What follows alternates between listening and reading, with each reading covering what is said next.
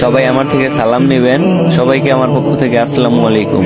সবাই আমার জন্য দোয়া করবেন। আমি মারা গেলে আমার মরার খবর শুনলে সবাই আমাকে ক্ষমা করে দিবেন। অন্তত আমার জন্য একবার সূরা ফাতিহা পড়ে 3 বার ইখলাস পড়ে মন থেকে দোয়া করবেন আর মন থেকে আমাকে ক্ষমা করে দিবেন। অতঃপর আমার মৃত্যুর সংবাদ শুনলে দয়া করে একটু কষ্ট করে পাঠ করবেন, ইন্না লিল্লাহি ওয়া ইন্না ইলাইহি রাজিউন।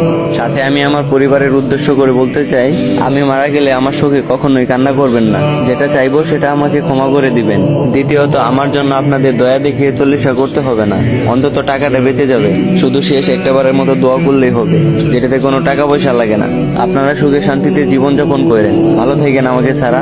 আর আপনারা যারা আমার ভিডিওটা দেখতেছেন, আপনাদের বলতেছি, আপনারা যদি আমার মৃত্যুর খবর নাও পান, তাহলে আমি এখনই আপনাদের কাছে ক্ষমা চেয়ে নিচ্ছি। আপনারা সবাই আমাকে মাফ করে দিবেন, আমিও আপনাদেরকে সবাইকে মাফ করে দিলাম। সবাই ভালো থাকেন। সবার প্রতি শুকরিয়া জানাচ্ছি। আল্লাহ হাফেজ।